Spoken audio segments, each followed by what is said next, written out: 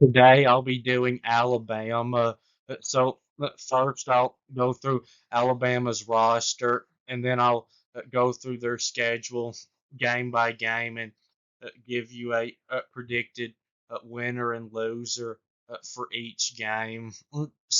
Uh, Alabama still has the roster this year to have a chance to beat anybody in the country. Their starters, at least, are that good.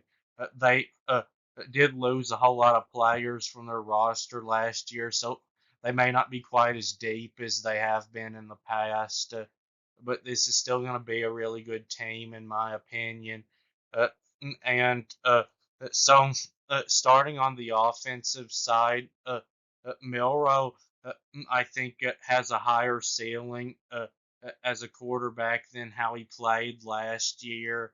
Uh, he did improve last year as the season went on, but he really struggled to read defenses, which caused him to struggle to complete passes in the 10 to 20-yard range. Now, he can throw a beautiful 50-yard deep ball.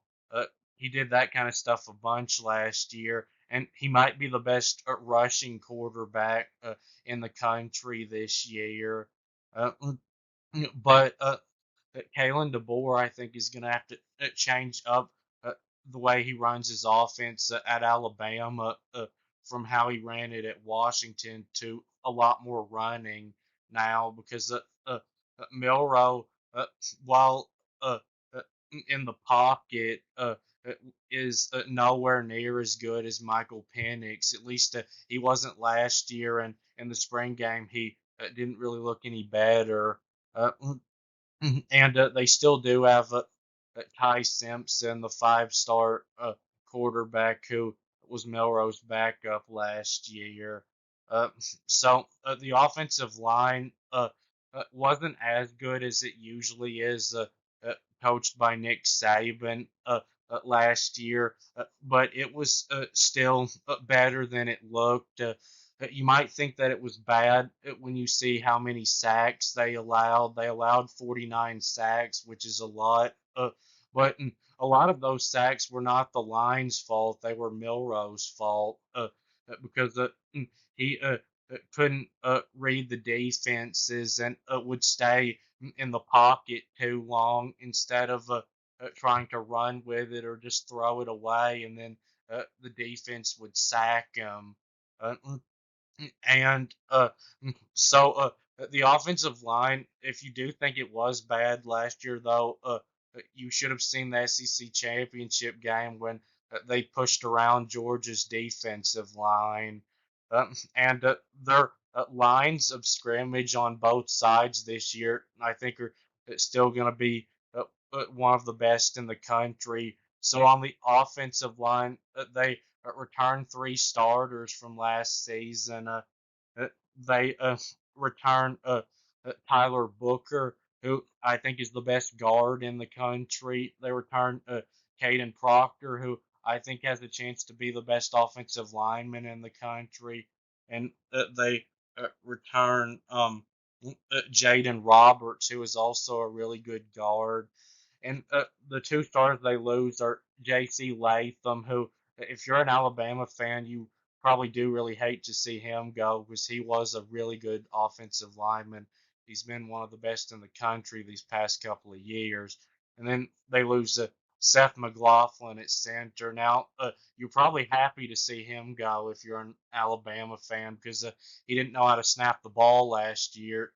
I had never seen a center have so many low snaps in a season or in a game with the Michigan game.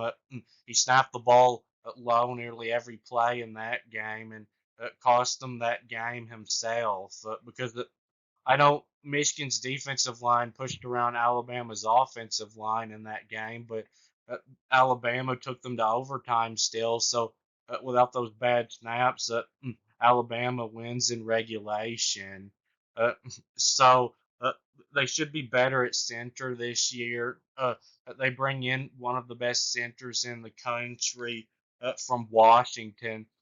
Parker Brailsford, who at Washington last year only allowed one sack and eight pressures.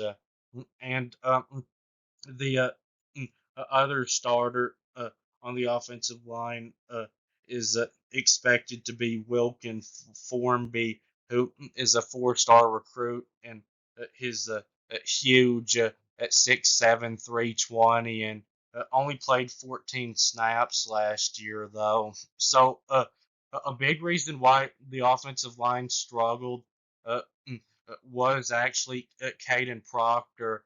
The offensive line struggled early and then got better as the season went on, and that was the case with Proctor.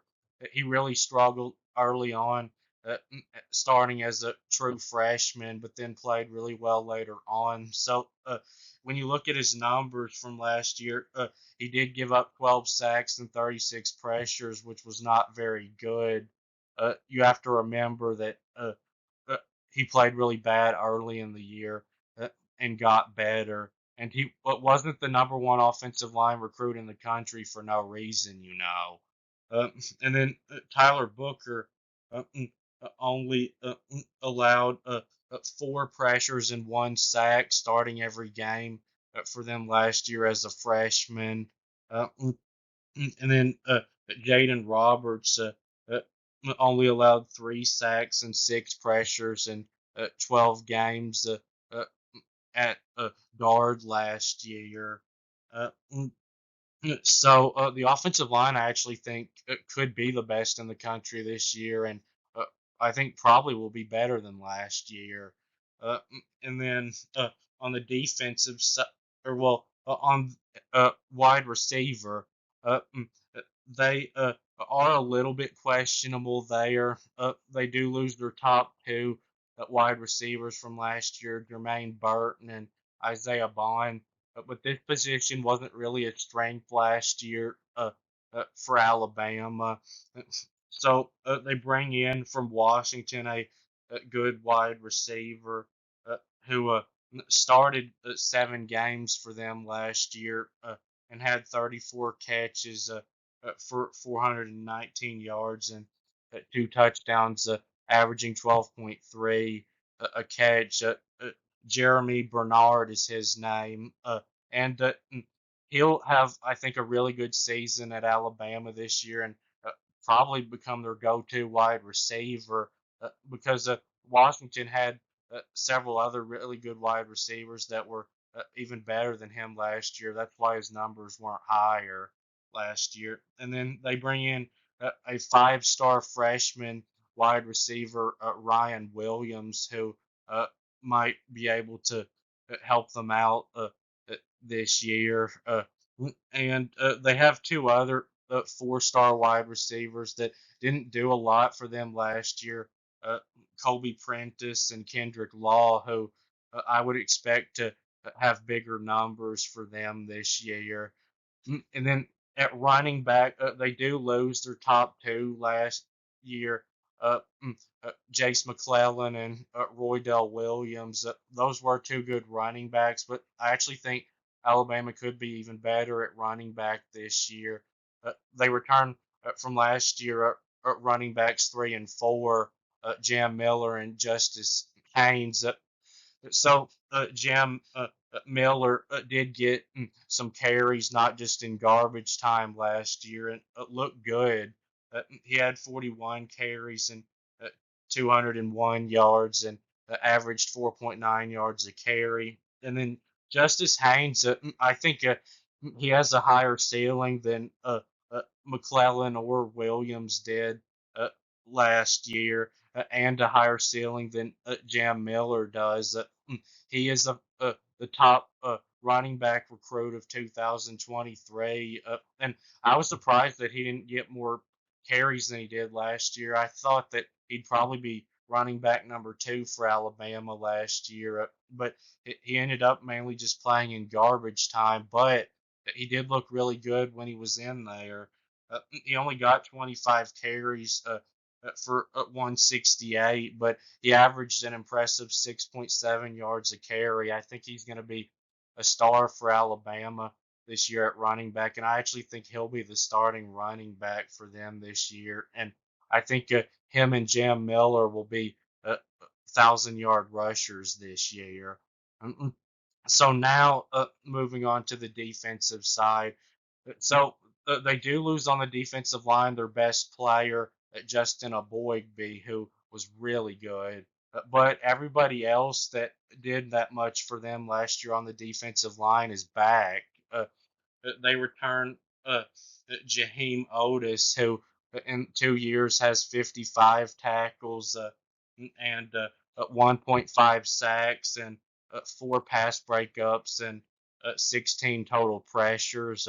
And then they return Tim Keenan, who last season had 38 tackles and a sack and seven pressures. And Tim Smith, who had 31 tackles and two sacks and seven pressures last season.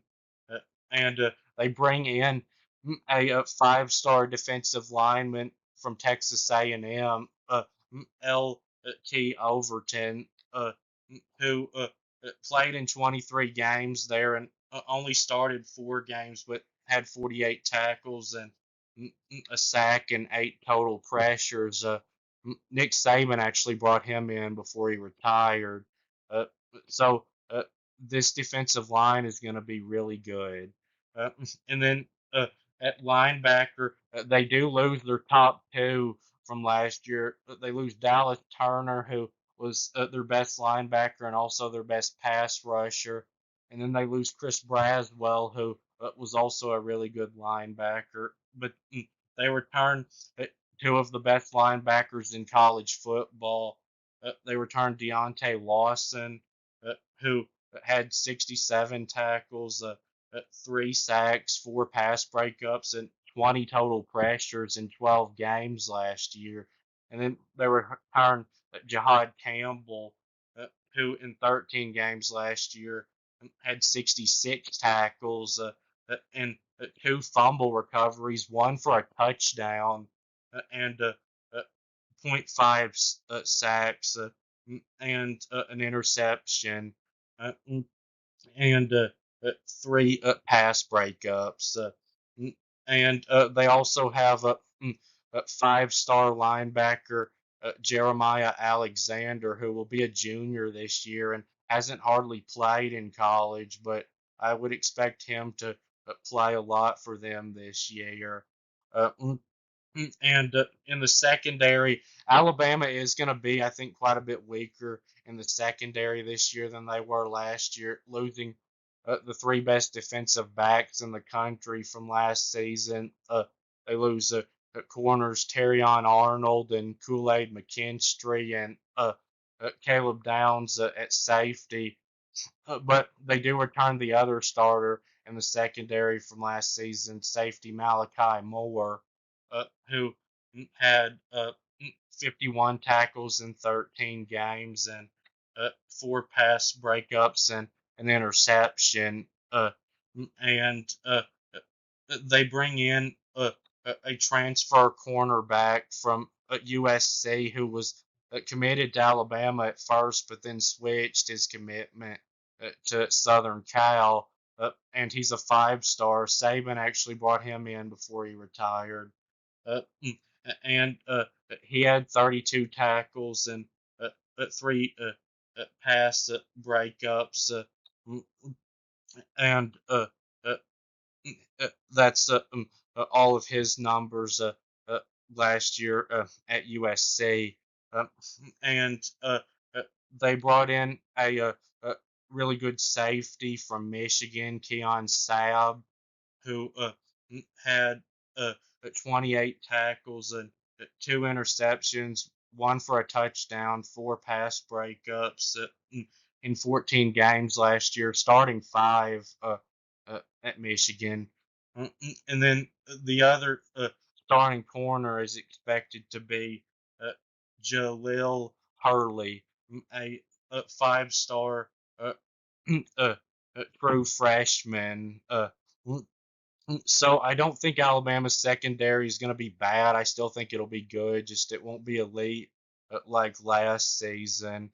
And then on special teams, they do lose the best kicker in college football history, Reichard, uh, who led the country in total points scored of all time. So probably won't be quite as good at kicker this year, but they do return one of the best punters in the country, James Burnap, who averaged 47.6 yards per punt for them last year. And he made 59 punts, and he had 24 punts over 50 yards and five punts of 60 plus yards. So now moving on to the predictions. So Alabama starts the season against Western Kentucky, a decent Group of Five team, but they have no business competing with Alabama, and I think Alabama destroys them easily. So next they play South Florida. So I know what happened in that game last year. Milroe was benched for it, and Alabama's offense was terrible. They took them to the last minute of that game, and it was tied at halftime. The final score was 17-3, but I don't think that will be uh, an issue this time for them. I think Alabama blows them out. So now they have a road game against Wisconsin. So I do think that Wisconsin will fight in this game and be ready for it. But I think Alabama is too good for them still. Don't think it'll be a blowout. I think Wisconsin will play them tough, but I do think Alabama ends up winning it by around 14 points. So now the big game against Georgia. So I made a Georgia video 2 days ago. So if you want more of my thoughts on that game, you can watch it. But I think that Alabama's lines of scrimmage may still be better than Georgia's. But I think that because of Alabama's secondary being down and Kirby Smart, I think is a better coach than Kalen DeBoer right now. I think Georgia beats Alabama in Tuscaloosa this time. So then they get to play the cure for any good football team that is down, Vanderbilt. They will destroy Vanderbilt without any problem. Mm. And now they will be playing South Carolina, who is going to be awful this year. Alabama will beat them easily by probably 20 something points. South Carolina is one of those teams this year that they won't even be able to feel that comfortable playing Vanderbilt. Mm, and then it comes time for a road game against Tennessee. So I know what happened last time Alabama went to Knoxville. They got beat in Tennessee's secondary. I mean, passing game ate up Alabama's secondary, where they scored 52 points on them. Uh, and uh, I think Alabama's secondary is going to be to where good quarterbacks can give them problems this year. But I don't think Tennessee is going to be as good offensively this year as they were in 2022. I do think they'll be better than they were in 2023. And I think they'll score some points on Alabama in this game, and uh, I don't though think that they'll score 52. And Alabama, I think, will be able to score some points on Tennessee too. And I think that they are the better overall team than Tennessee. I think they're better than them pretty much everywhere, except for probably wide receiver. So I think Alabama beats Tennessee. Mm-mm. And then it comes time for Missouri at home, and Missouri I think will be a pretty good team this year. Not as good though as they're being hyped up to be, and Alabama is the better team, and I think this will be close. But there's no reason to pick against Alabama in this game, especially playing at home. I think they win by about a touchdown. Uh, and then they take a week off before a big road game against LSU. So this rivalry has had a whole lot of good games in the past, and I expect this to be another great one. So, Jalen Milroe had the game of his career against LSU last year, uh, and LSU's defense played terrible in that game. Alabama scored 42 points. Uh, and I do think, though, that LSU's defense will be better prepared for Alabama this time. And I don't think LSU's offense will be as good without Jaden Daniels this year, but they scored 28 in that game last year, and with Alabama's defense probably being down, they probably score about the same as that this year.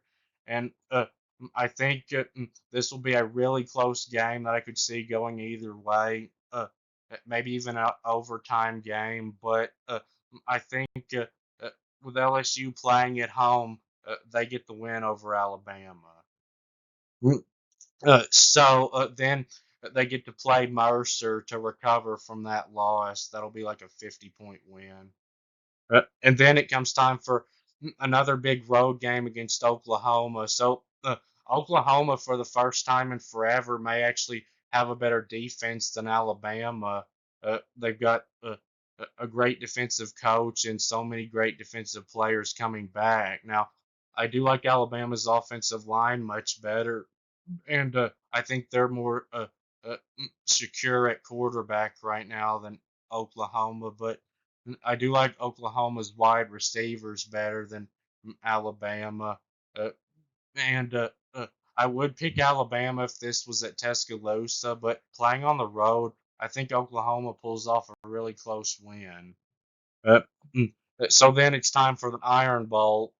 So when this has been at Tuscaloosa, usually with Nick Saban was there, Alabama's won by a blowout, and then when it's been at Auburn, it's at least been close, and sometimes Auburn has won. And I don't really think that will be the case either way this year. I do think Alabama is still a better team than Auburn, and I do think that they'll win this game. Uh, but I think that it won't be a blowout. But I don't think it'll come down to the end like last year. I think Alabama wins by around 10 points. So I've got Alabama at 9-3 overall and 5-3 in the conference. Well, you just hate Alabama. Well, don't try that in the comments because I was born right there in Tuscaloosa, and Nick Saban is my favorite coach of all time, and I actually have some Alabama T-shirts. So I don't want to hear anything about me hating Alabama. I just think they're going to be down this year, losing uh, the best coach of all time and a bunch of really good players. But that will be it. Please subscribe. Thanks for watching, and I'll be back soon.